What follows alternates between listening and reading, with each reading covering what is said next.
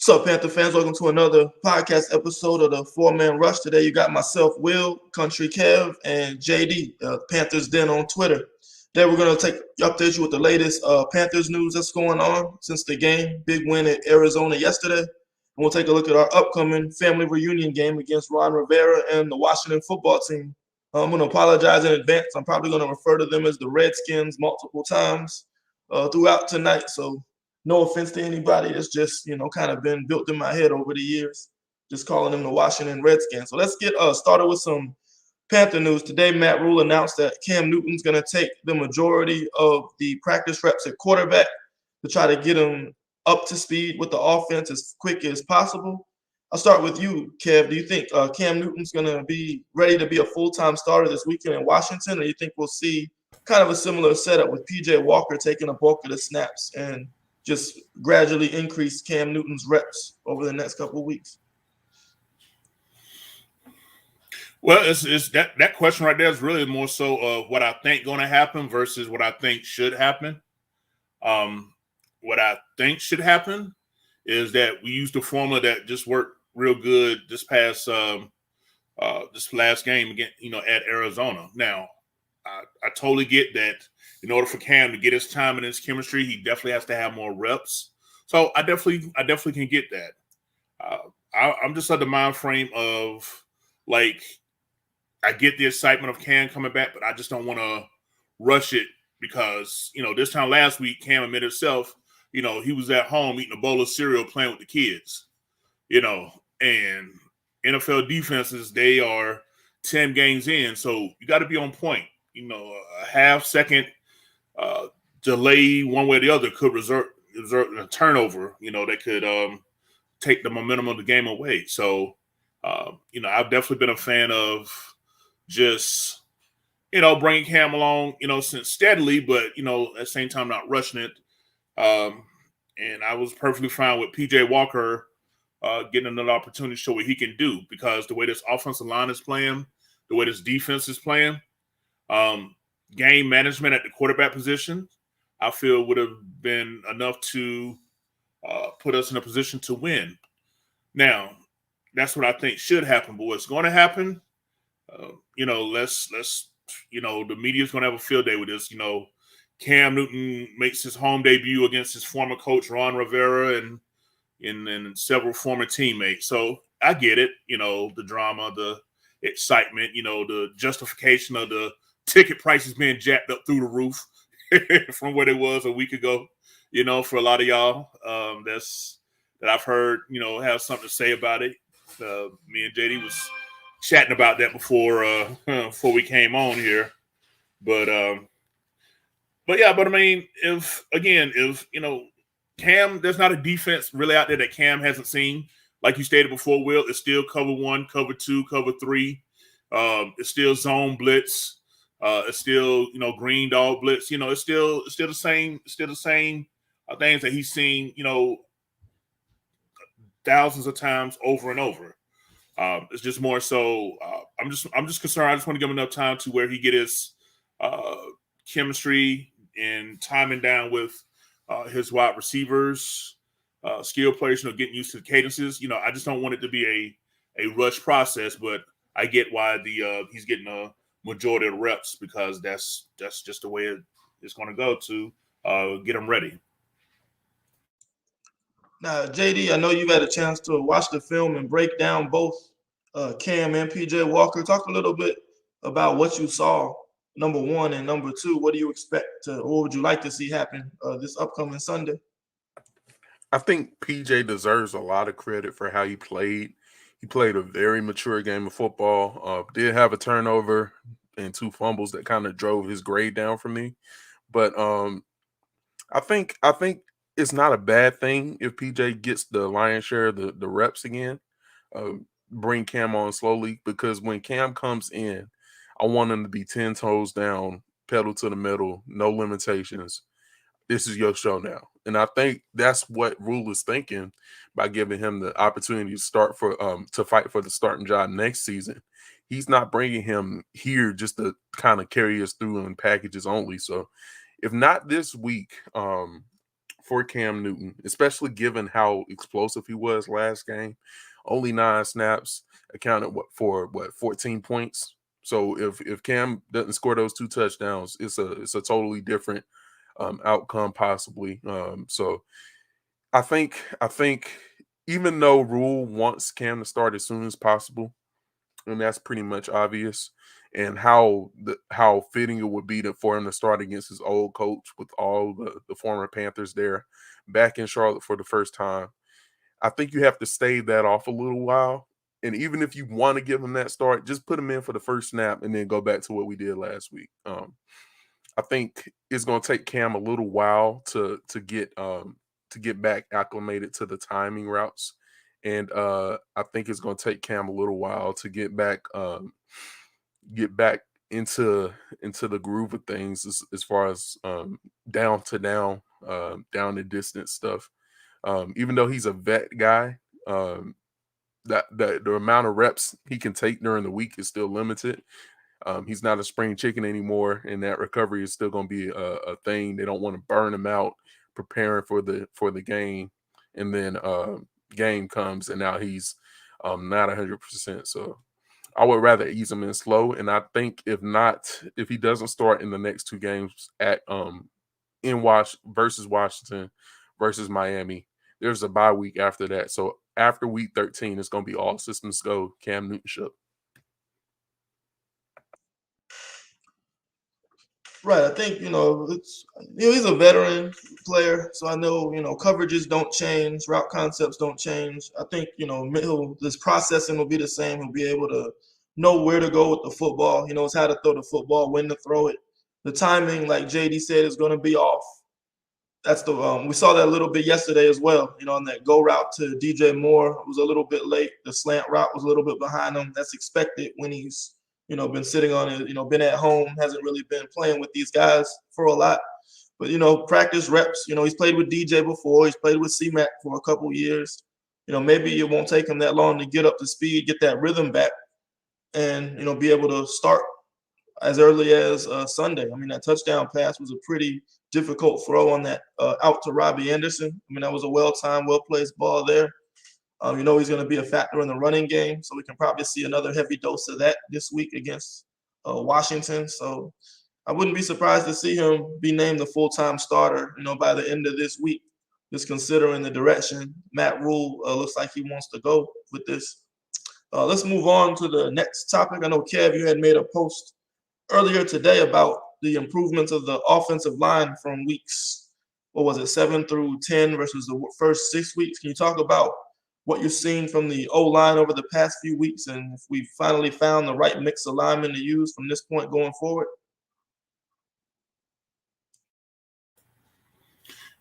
Yeah, one of the things that I like to do when I'm, looking up the, playing the trenches is, with Big Smooth, he does the film work aspect of it. I like doing the statistical side of it. And what I notice is that ever since left guard Michael Jordan has been inserted into the starting lineup, he got his first start week 6 home game against the Minnesota Vikings, as y'all know, which we lost in overtime 34-28. That was week 6. But ever since then, it just seems like his play has really helped infuse the offensive line to be more nasty, be more physical, be more aggressive. And with the current group of starters that seems to have been doing the majority of it, now we have, Trent Scott, who's been played left tackle, right tackle. He's now firmly been entrenched at right guard, has been playing at a very high level. We got, like as I mentioned, Michael Jordan at left guard. Dennis Daly at left tackle. Wasn't his best game. He had 3 very frustrating penalties. 1 false start, 2 holding penalties that really were kind of like momentum killers, really set us in long situations. I believe on one drive, he had a false start and a holding on the same drive, responsible for 15 yards just by himself. So definitely Dennis Daly. I'm I'm just thinking that he's more suited as guard than tackle. I just really haven't seen enough to feel confident that he can perform consistently at a good enough level at left tackle. Then the question is, well, is he playing better than Cam Ervin? Yeah, but how high of a bar is that you're setting as a comparison of effectiveness? You know, that's just how I see it. But when looking at the numbers, what came out, something that we like to use here to analyze offensive line play is run block win rate, and pass block win rate. And what a win rate is in the trenches is the ability of, for example, run block and pass block win rate is when the offensive line, each blocker is able to maintain his assigned block for at least 2.5 seconds or longer.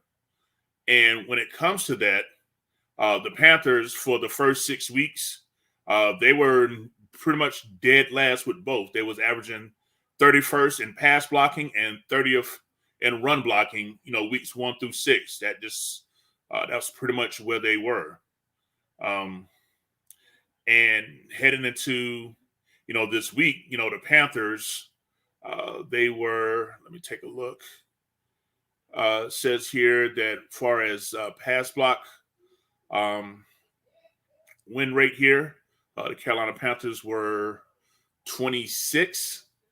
Excuse me, that's run block win rate. We at 26, ranked 26.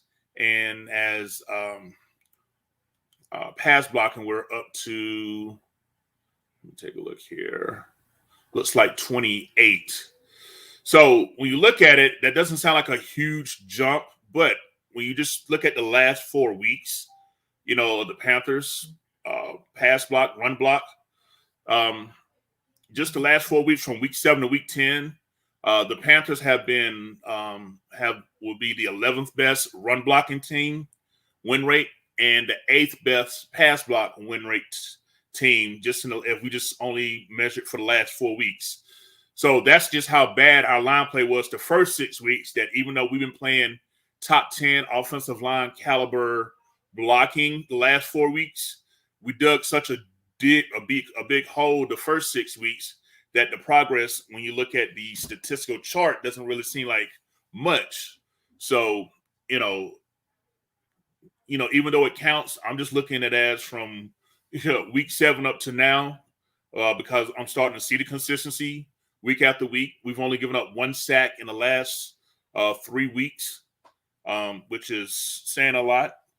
Also, when Chris McCaffrey was running the ball, he was getting 2, 3, sometimes 4 yards before a defender was even able to get a hand on him. So overall, that's just showing that this offensive line unit is starting to gel. And I think the attitude, the nastiness, the aggression of left guard Michael Jordan, who we picked up off the practice squad from the Bengals, has lit a match up under this offensive line unit, and I'm here for it. Another thing we noticed in the last game, our receivers had their ups and downs all year. I think we led the league in drop passes at one point. JD, when you were watching the QB evaluations the past couple of weeks, did you see a notice in the change in the energy of the wide receiver group? And you think it's going to be more of what we're going to see going forward the rest of this year, especially with Robbie Anderson? I think the for wide receivers, the throw being on time in the pocket, meaning like right in the numbers, hitting the numbers, throw on, kind of help Robbie and DJ get their momentum going. Quick slants, a lot of them from PJ, trying to beat the Arizona Cardinals corners quick. Also led to us not giving up any sacks that game. So I think the passing game and the wide receivers specifically are going to benefit from the ball being thrown a little bit more fast. Sam Darnold had a lot of a lot of plays where he sped himself up, and in speeding himself up, he actually slowed himself down to the throw. So I think for our guys and decision and go and not overthink. Being able to trust the instincts of Cam is going to help them get a momentum going. And hopefully that rhythm will keep going, not only in the pass game, but in our more intermediate route combinations. So I think the change of quarterback is definitely going to show a difference in our wide receivers, not trying to catch throws that are behind them or trying to catch late throws, being thrown hospital balls. I think that has changed. That's going to change with these quarterbacks, and that's something we can look forward to. Kev, I know we've been hard on Pat Elflein most of this year. I've seen him have a pretty good game against Arizona last week. You think he's found a home at center, or do you need to see a bigger sample size? I definitely want to see a bigger sample size, but I will say that his initial test coming out the blocks with his started center. For those of y'all who haven't checked it out yet on Twitter, just go to 4MR Smooth's account, and he has the breakdown of each one of the Panther linemen's individual games. And I think for Elflein, his grade, well, I think he had him I think it was like the third best. I think it was like mid-70s, if I'm not mistaken. So, for me, it's just shocking that a player who played so horribly at left guard could just move over one spot and play at such a high level. So like I said, if we're going to shit on him, which we have done and rightfully so for his poor play, we got to sing his praises when he does well. And that's one thing that I definitely can say about Pat Elflein this past game. He was definitely making the line adjustment calls. I saw him do that multiple times. I saw him alert PJ Walker to the blitz multiple times. His recognition, his football IQ really took over. I know that he won the Remington Award when he was at Ohio State as the nation's best center as well. So, I get that it's college, but it does show that center is a position that he has performed at a high level on before. Now, he has played center in the NFL, and particularly when he was with Minnesota, and he looked a lot like what he looked at guard for us. So again, just have to be honest, but take it with a grain of salt. I would like to see how he does this week, upcoming against the Washington football team, because the defensive tackles that he's going to face, this probably is the best duo of defensive tackles we're going to face all season, and Jonathan Allen and Daron Payne, 2 high first round draft picks. So,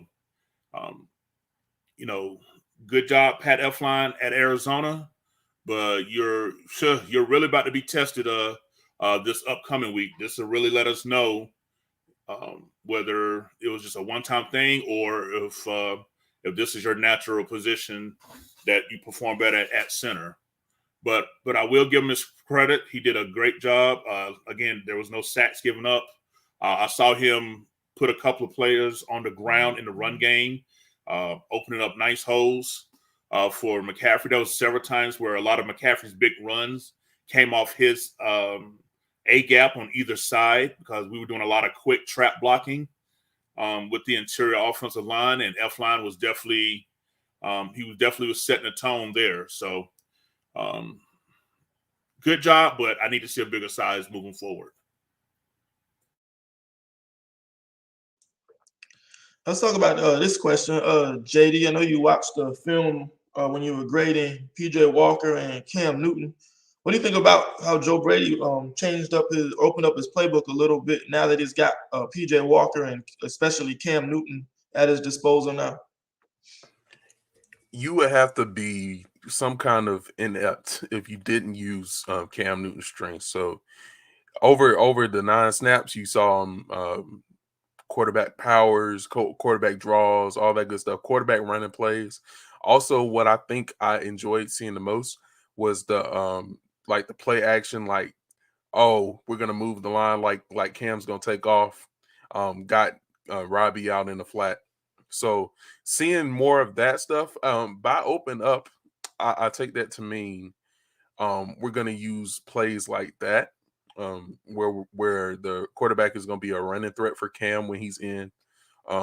But as far as PJ, if PJ is gonna be taking the lion's share of reps, I think we're gonna see a similar offense to what we saw versus Arizona, where at first it's gonna be quick hitting stuff just to get us in a rhythm. Then we might take some intermediate shots. But I think now that Sam Darnold is somewhere nursing a scapula, I think that boy, how that boy break a scalp, I don't know. But yeah, I think now that we have some actual quarterbacks that aren't afraid to let it rip and have a little bit more mobility, we're going to see the playbook open up a little bit. And you saw an example of that when we came out in the Wildcat and motion Christian McCaffrey all the way to the wide side, and all that stuff was a good sign for me. Even after 3 or 4 days of Cam being a Panther, you can kind of see us going into that bag a little bit. So I think that's something we can see moving forward. And I think we would be foolish to not see that, even though I think Joe Brady's play calling hadn't been our issue. But that's something definitely we're going to start getting in our bag a little bit. Okay, so for everybody that's following, I just pulled up the offensive line grades that were done by Smooth for this past game. He does an excellent job with this, so make sure he has them all on Instagram, Twitter. So if you follow his accounts, you can get the updates every week. Now, Kevin, you look at these grades, you look at this interior O-line, particularly Michael Jordan and Trent Scott, been playing very well the past. Trent Scott's not so much. He's been up and down, but Michael Jordan especially. Since he's got the starting role, he's kind of, Mike Rule even said he brings an attitude to the offensive line. Taylor Moton mentioned that as well. What do you see from Michael Jordan that's made him so effective the past week, number 1 and 2? Does he remind you of that Trey Turner guy that, he's going to be the heart and soul of the O-line, bring that nastiness, that attitude that other guys can feed off of?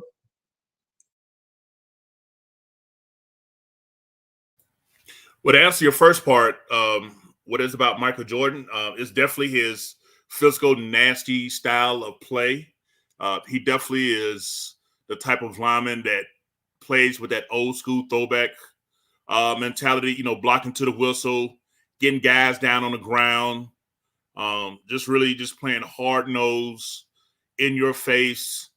You're going to get tired of me blocking you, type of guy. It's just not someone that's trying to just simply get in front of you and shield you. He's really trying to remove you from the field every chance that he gets, and I like that about him. We're talking about a guy that's played at a very good level at Ohio State as well. So him and Pat Elflein got that Buckeye trend going on the offensive line between them two.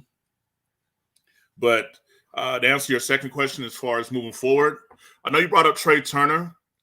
I was thinking more of the last great left guard we had there, which was Andrew Norwell. When you look at his style of play, and particularly just the hard nose demeanor, and once he also becomes more and more comfortable with communication, picking up. Like I said, this is fourth game in. Again, this was somebody we picked up off the practice squad. So even though he's 4 games in and playing well, I think the best of him is yet to come.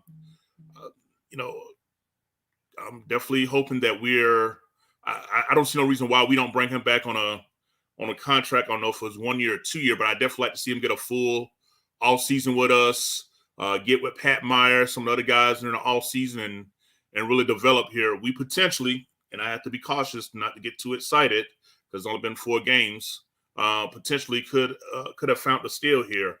But it just comes so easy for him to just really play with a dominating, aggressive style. And another thing that with that style, he also plays with very good technique as well, which allows him to not only be nasty, but to effectively put himself in position to to execute his block at a high level.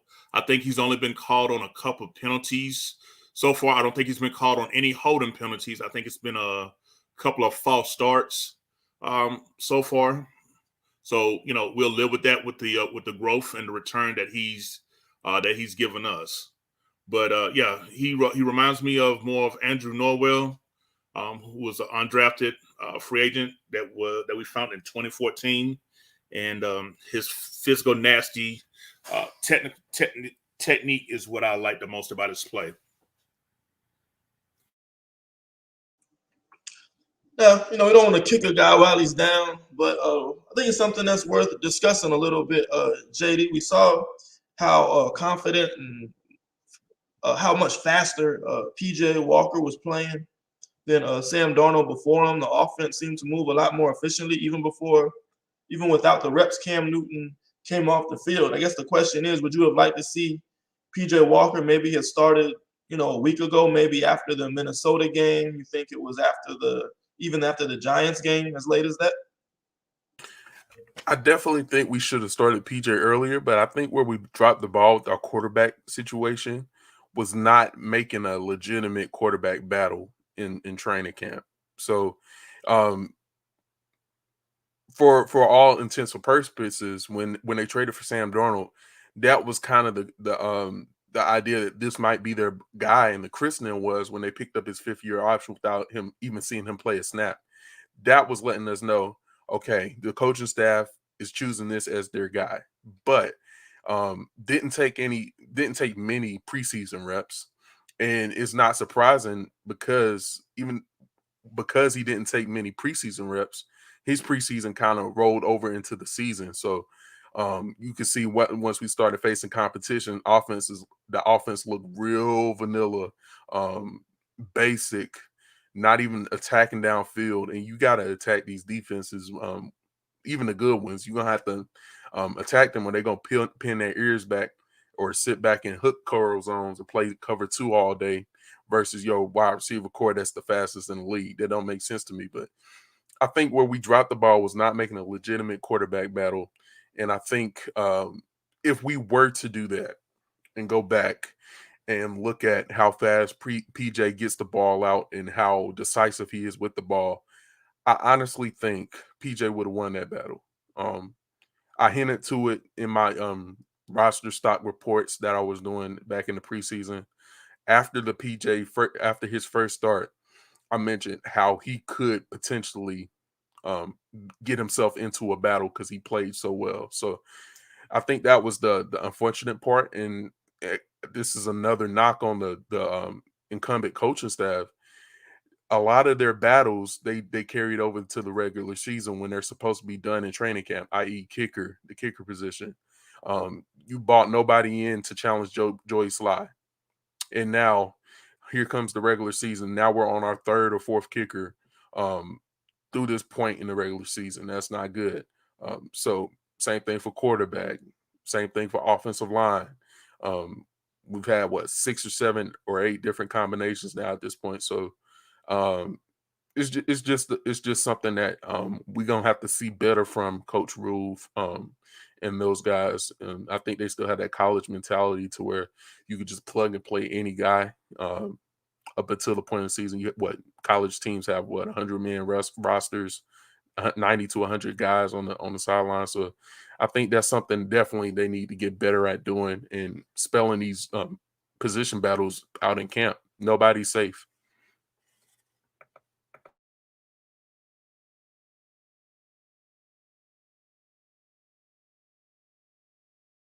You muted.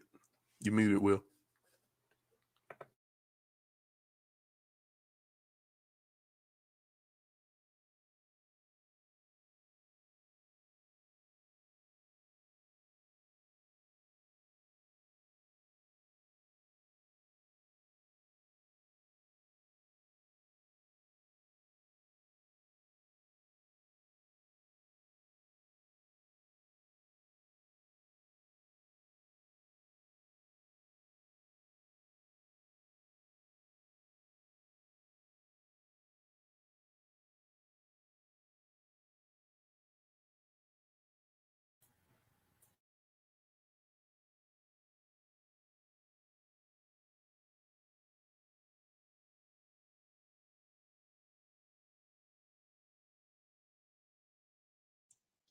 Oh, sorry, y'all. I didn't know I was muted. What I was saying was right here, I have NFL's website, Next Gen Stats. They track this stat called time to throw. So what you can see is how long each quarterback takes before they, get rid of the football. You start at the bottom, you can see guys like Ben Roethlisberger. He's getting the ball out quick. Tom Brady, of course, ball comes out really quick. Mac Jones, you watch him, ball comes out very fast. When you get to the top of the list, you got Zach Wilson, you got Jalen Hurts, the running quarterbacks. And right there is Sam Darnold, 1, 2, 3, 4, 5, 6. So he's got the sixth longest time to throw in the league. And I think that's one thing you're seeing from the offensive line here with PJ Walker getting the ball out quicker, and it's making it easier on the offensive line. I mean, I think that comes down to processing, coming off his first read, panicking. We see when he has even at clean pockets, he doesn't seem comfortable. He's one of the worst in terms of completion percentage and QB rating from a clean pocket as well. So I definitely think not only the offensive line play was poor early in the season, but also it was what made it worse was the QB processing slow and holding the ball too long, as you can see, as he holds the ball longer than most quarterbacks in the entire league. So, JD, is that something you noticed as you were grading the film on PJ Walker versus Sam Darnold? Absolutely. You can see Sam. Most of the time, it's his footwork that's keeping him from getting the ball out fast. So he'll get into his drop back. Maybe he'll speed his drop back up a little bit. By the time his back foot hits, he's a little early for the receivers, so he has to reset. And in the middle of resetting, one guy flashes open. He misses him, so he goes to the next read, and it's just like a snowball effect for Sam Darnold as far as timing goes, and that's what causes him to hold the ball. Also, you'll see him kind of second guess himself and his arm talent, and pat the ball where he should just release and throw and trust his guy. I think another thing where Sam struggles is IDing what coverage he's facing, and then making anticipatory throws to challenge that coverage. So, like in man coverage versus Dallas, he has Terrace Marshall who stacks a guy in the slot. You can throw that throw to the sideline, and Terrace Marshall's probably coming down with it if that DB doesn't somehow miraculously know it's going to be a 10-yard out. So I think that's what kind of held Sam back. And yeah, there's quarterbacks in the league that have some success and don't throw it with anticipation and kind of pat the ball, but it's not many of them. Like maybe Kirk Cousins still shows a little bit of his impatience and pass the throw or doesn't make it on time, but most of the time Kirk Cousins is getting that ball out fast, and we can't say that for Sam, even in a clean pocket. So I think that's something that, especially for a New Orleans Saints, Drew Brees type offense that Joe Brady likes to run, especially in the passing game where timing is everything. That's why it's hard for me to believe if there was a legitimate quarterback battle that Sam Darnold would have legitimately beat PJ Walker if he wasn't just christened as the day one starter. Right. When you look back at the next gen stats, look who had one of the fastest releases in this past week, PJ Walker. He only 3 other quarterbacks had a higher time to throw or a lower time to throw than he did. So you just saw the quarterback getting the ball out much quicker. You saw him stand in the face of pressure. He delivered that slant route to DJ, took a big hit from a free rusher and delivered a strike. He got in trouble on that one. I think McCaffrey kind of missed on a corner blitz. He made the right read to Terrace Marshall, but kind of got knocked off his spot, and the ball sailed on him a bit on that first interception. But other than that, I thought he was pretty sharp and played well. If he's not going to be a starter for the rest of this year, I think he at least earned himself another contract, and he'll be in camp, whether it's here or somewhere else, competing for either a backup job or a starting job somewhere. So I think he definitely helped his career with the performance he put on. So let's move ahead a little bit to talk a little bit about the Washington football team. So you're going to see a lot of familiar faces this week. Coach Ron Rivera. He's got Scott Turner as his offensive coordinator, and he's got a little bit different on defense. I think they still got Jack Del Rio as the defensive coordinator as well. Washington's coming in. What are they, Kev? 3-6 right now. And I think they just got a big win over the Tampa Bay Bucks. The quarterback, Taylor Heineke, he's kind of won that starting job. Been up and down this year. Hasn't really stood out. So I think they could use more consistency from that position. Now, Heineke was a guy that you liked when he was in Carolina. Can you tell the fans a little bit about his game and what we can expect? Kind of a sneaky athletic guy, can run. You wouldn't expect. Yeah, definitely was and still is a huge fan of Taylor Heineke. We're talking about someone that pretty much has known the Turners, for pretty much most of his adult life. He was being scouted by Scott Turner, I believe, when Norv was at Minnesota, and he was on the staff, and and then when Norv came to Carolina, brought Scott with him. There was a reuniting there, and now that Rivera has took it up the road 85-95 to the nation's capital with Washington, there again is that connection. So for me, what I like about Taylor Heineke's game is that he's scrappy. He's not that guy that's going to wow you statistically per se and put up those big numbers, but he puts himself in a position where he can be clutch when it matters the most. He could pick up that first down with his legs or with his arm. We saw him go toe-to-toe with the GOAT, Tom Brady in the wild card round last year and nearly pull off, what easily would have been the upset of the year, because Tampa was the wild card team, because New Orleans had won the division, and because Washington won the division, they got the home game. So that's why it was Tampa at Washington last year. I'm not sure what the final score was. I think it was like a one-score game or less. But Taylor Heineke almost pulled it off. So he's just a guy that, again, when you look at him, he's not going to wow you or blow you away, but he's someone that's is just scrappy, and he's going to fight you for everything. He can throw the ball with some zip on it. Has shown a nice touch. Definitely is very mobile, so he won't hesitate to pull the ball down. And, when it's third and medium, 5 or 6 yards and run to pick up the first. He has zero hesitations about doing that. He's definitely one of those whatever it takes type of quarterbacks to get the job done. So he's someone that we definitely want to be accountable for with his both his arm and his with his arm and his legs. But again, with the way that our defense is playing, not worried too much about it. But we do, as fans, gotta have a respect of what it is that he's capable of doing, because he definitely be one of those. Man, how does guy pull that off? He's one of those type of guys. And anytime you do beat the defending Super Bowl champs, you better have everybody's full undivided attention. But I definitely think that he's a scrappy player that we're going to have to hold accountable and see if we can force him into mistakes. Okay, now, Jay, look at these skill players. Very underrated group, in my opinion. Antonio Gibson, a versatile back. I like his game in Memphis.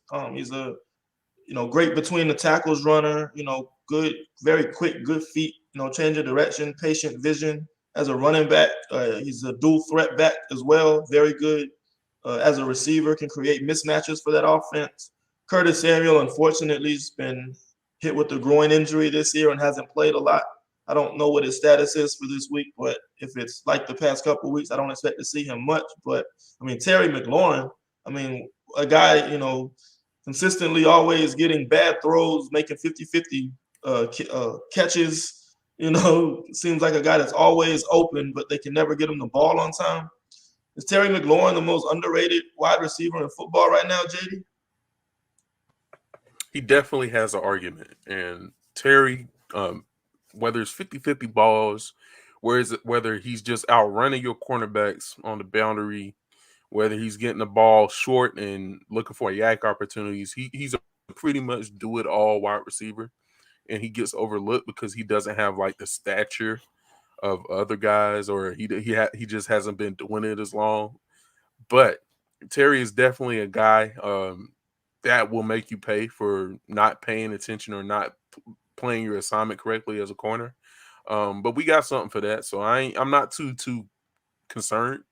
Stephon Gilmore is playing a little bit more each week, so that's going to be his assignment. That's his primary guy is Terry McLaurin. But looking at the rest of their guys, Logan Thomas is on IR, but he's been mending that hamstring. He's working his way back, so it's possible we could see him coming off the injury report this week. If not this week, probably next week. I would say Ricky Seals-Jones, questionable. Those two tight ends are mismatch problems. Bigger guys can move, so we'll see how we handle that, especially in man coverage. From what I've been seeing on our film, AJ Bouye is covering a lot of the bigger tight ends as far as cornerbacks go, and also we have Jeremy Chin, so they could opt to pull Jeremy Chin back into like a box safety type role to cover some of these bigger guys with speed. So looking at their other receivers, Adam Humphries, solid, steady hand, not really going to wow you either way, but in the slot, he's definitely a guy you want to key to. De'Ami Brown, go Tar Heels. So we'll see how they attack us, but Antonio Gibson is definitely somebody who's dynamic, who's been dynamic.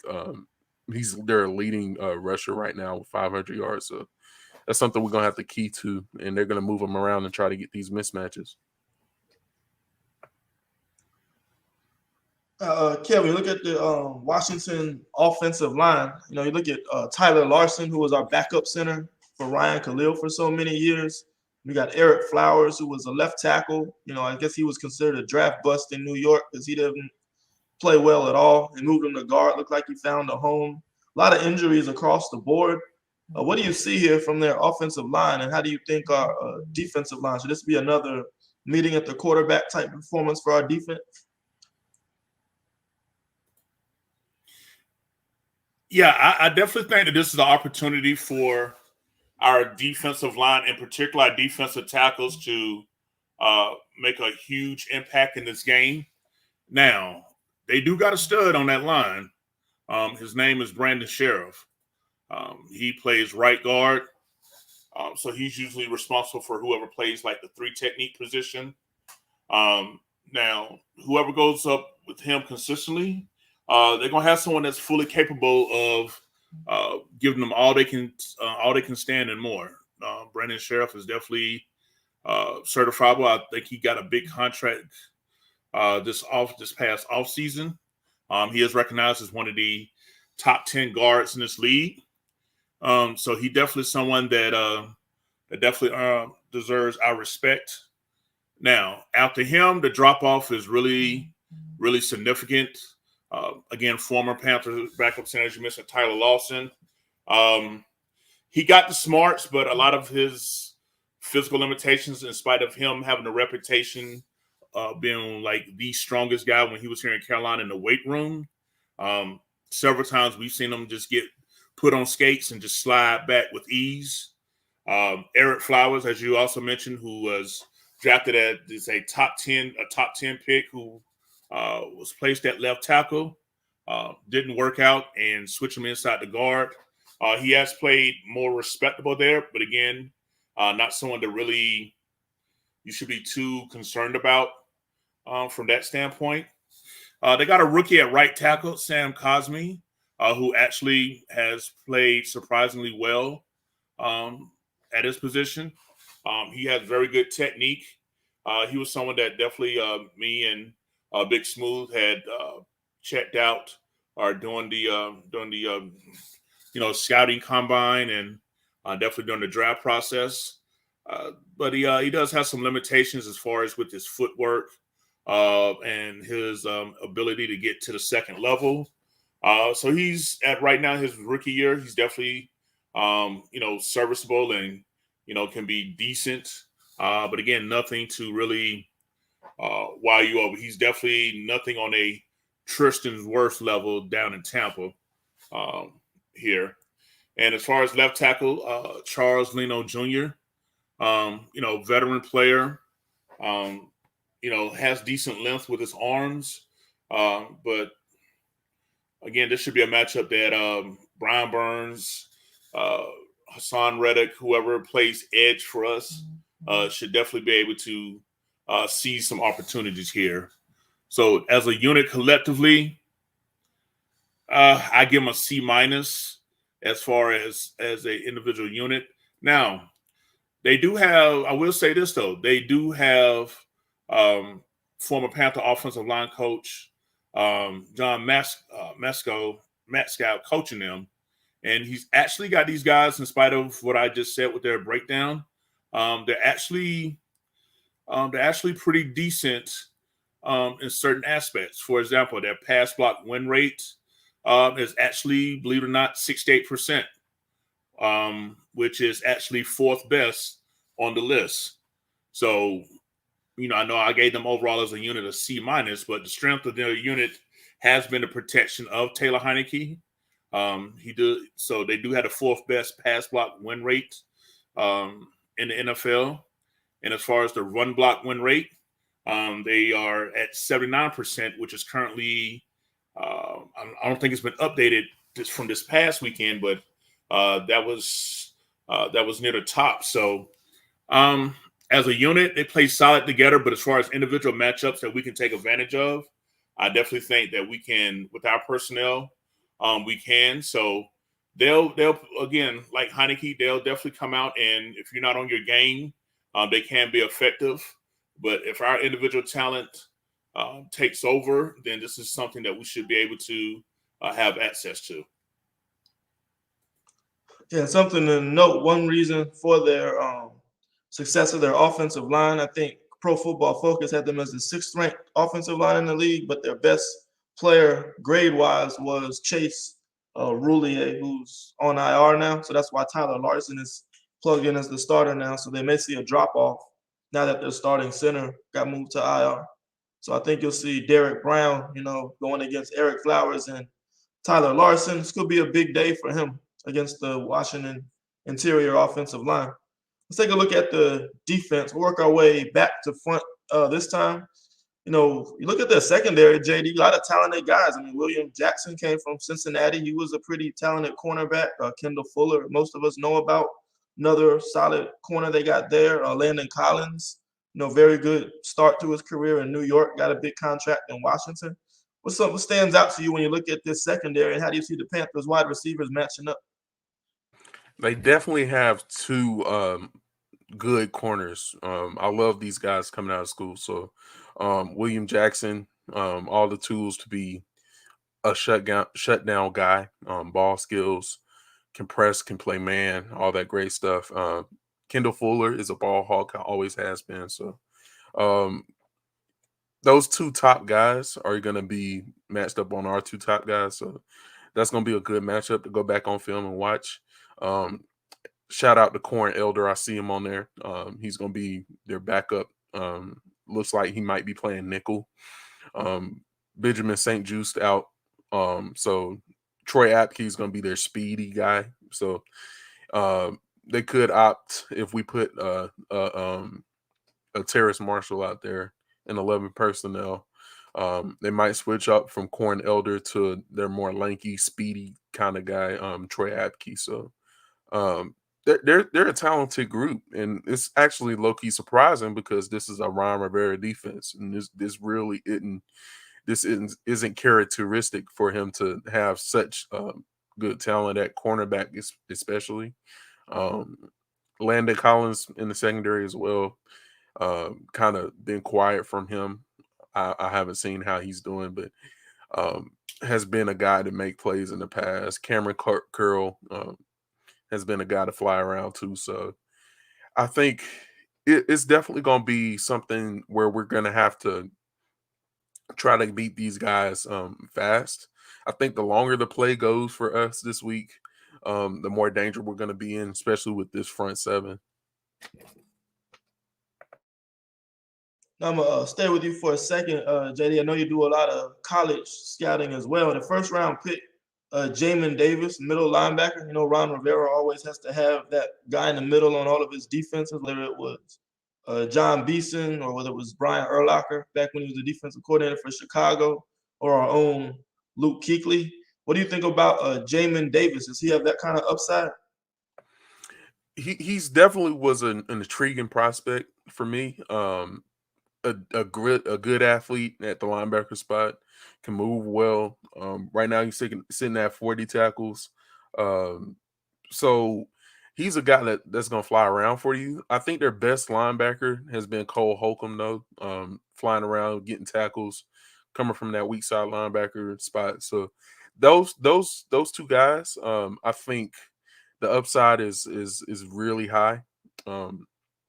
Jamin Davis is having a solid rookie campaign, though. So I expect these guys to play aggressive, downhill kind of brand of football, much akin to how we used to see, maybe not to the level of a Luke and a Thomas Davis flying around, but Ryan likes linebackers with that sideline athleticism, and those guys that can come up and fit the run and not lose a step in the pass game. So I think that's something we're going to see from Cole Holcomb and Jamin Davis, but we'll see how they build upon their seasons.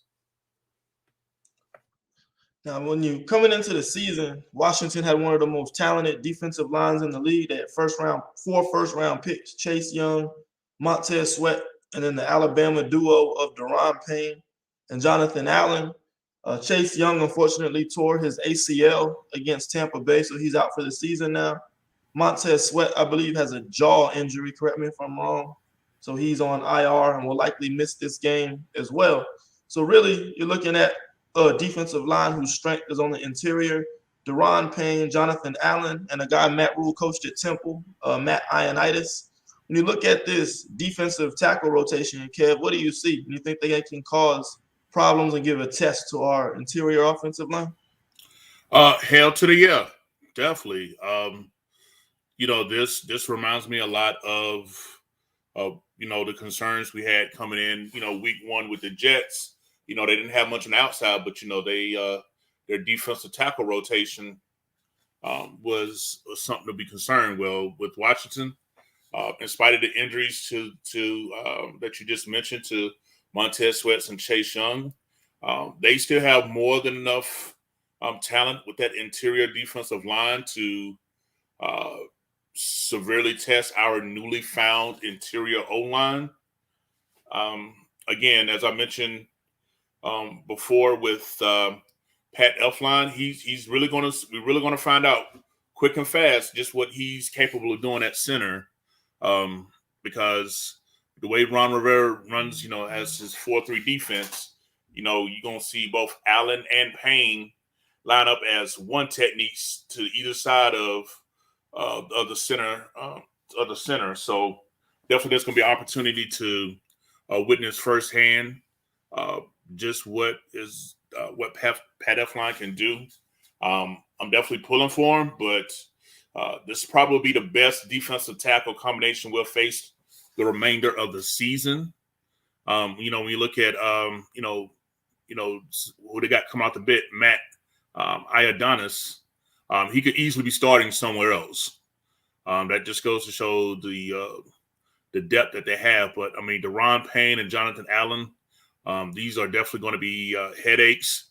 So the success we had last week with those quick trapping run block runs that we had, it might hit a little differently this week. I'm not saying that we should shy away and not try it, because we can't be scared of nobody, but we also have to know who we're facing and take advantage of their weaknesses, because everybody has weaknesses in their game. Because at the end of the day, they're still 3-6. So for as talented as their defensive tackle rotation is, it has got to the point where they've been able to dominate, take over game to help lead their team to more wins than what they have. But again, they just faced a very talented Tampa Bay Bucs offensive line, who many had viewed as one of the best in the league. So I definitely think that this is probably my biggest concern for our offensive line this game is going to be in the B gaps and the A gaps with the defensive tackles of Washington. Now, let me ask you this: if our defense gets a stop, they got to settle for 3 points. You see who's kicking there. Put any fear in you right there? Man, good old Joey Sly. I mean, he probably could kick from Washington to Charlotte and then make. I mean, the dude's leg strength easily is probably top 5 in the league. It's just always been that accuracy. But this past week, I think he was 3 for 3 on field goals, 2 for 2 on extra points. So hey, maybe he's gotten out of that funk that he was in with us. It's definitely going to be interesting when it's time to when it's time for special teams kicking units to come on the field. All right, this is the second time this year we faced Joey Sly because he was on the Texans when we played them in week 3. Okay, we'll get to this last fan comment and get to final predictions. Can you break down the difference in yesterday's effort team-wise to what we've been looking at? I guess, JD, did you see a difference in the energy level of the team yesterday with Cam playing, or was it just, more so on the offensive side of the ball while the defense has maintained a similar energy level throughout the season? I think Shaq Thompson has done an excellent job of helping manage the energy level on the defensive side of the ball. I think those guys, it wasn't necessarily an energy level that changed on the defensive side. It's the simple fact that they were not on the field quick change without scoring points. So I think that goes a long way for defense. But we can't sit here and not acknowledge the Cam Newton effect. With Cam Newton on your team, the lows are just not as low and the highs are sky high. So that's on both sides of the ball, on special teams as well. So I think these guys having an actual alpha and a leader on the sideline definitely is going to change the energy of the game. And you could just tell that from everybody's post-game interviews. Everybody has noticed and felt it, even though it's not necessarily about Cam, he'll tell you. But he just brings that energy and that effort to the team. Running over one of their best defenders is going to juice your guys up regardless. So I think we have seen a little spike in our energy, especially on offense. We went from being beat like a redheaded stepchild on offense and not showing any fight at all to being the most swaggy group in the NFL last week. So it's obvious, and we all know the reason why, especially on offense. All right, so let's get some final predictions. Kev, how do you see the Panthers Washington football team final score playing out? Well, because it is a Ron Rivera coach team, I do expect this to be a fight. I don't foresee this being any type of blowout. Obviously, coming back to Charlotte, it's going to be some, different emotions and things of that nature. But again, I just feel like that our defense is playing on a higher level than theirs, and I also feel like that our offense just has more weapons at our disposal.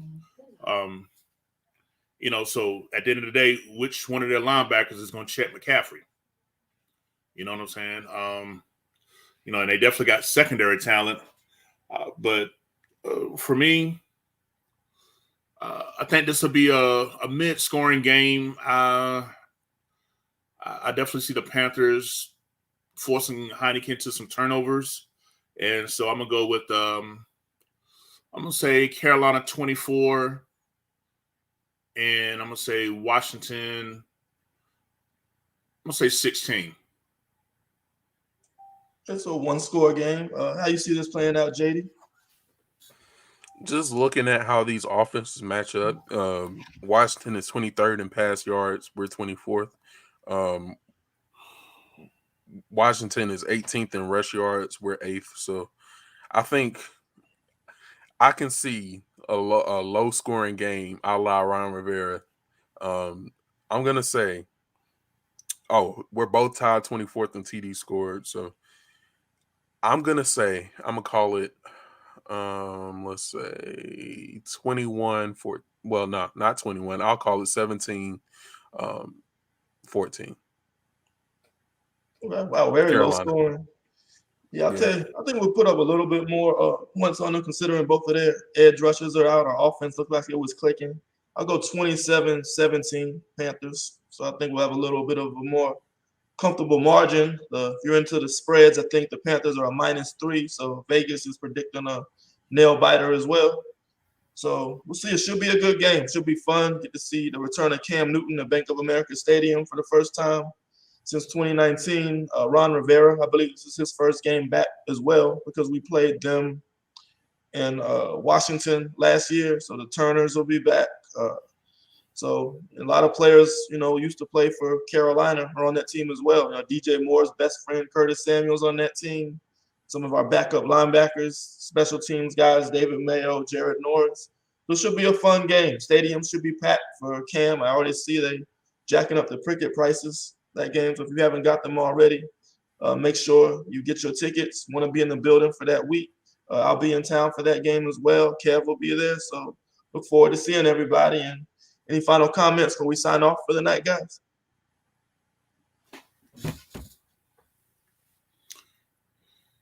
Yeah, for me, like I say, hell of a win. Glad we're back to 500. I'm glad that Cam Newton has not only energized, the team on the field, but also the fan base as well. Now, with his fan base, Cam Newton's going to bring out both sides.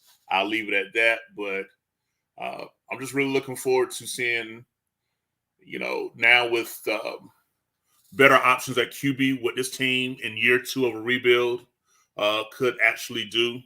Not going to get ahead of myself, but I'm definitely feeling more optimistic now than I was a week ago looking at the quarterback position. So going to be patient, wait and see, but definitely more excited. The playoffs started today. The Panthers are in the 7th seed. You think this is going to be a playoff team at the end of the day, JD, or too early right now? I still think it's too early, but you definitely got to get to the bye week in a good spot for this to be a playoff team. I think our last performance bodes well. We're just going to have to see. It's just way too early to call it either way right now. Okay, well, thank you, everybody, for tuning in tonight. The release of the podcast will probably come out either Thursday or Friday. If you haven't checked out the post-game show, go ahead and do that as well. It's up on YouTube. Be sure as we, follow us on Twitter, follow us on Facebook. We'll have some more breakdowns of this previous big win over the Arizona Cardinals. Make sure you check out Panthers Den with JD and Smooth's Twitter page to get game grades for quarterbacks from JD and offensive linemen for Smooth. Other than that, looking forward to the game. Keep pounding. See you on Sunday. Hopefully pack the stadium and let's get another W. Have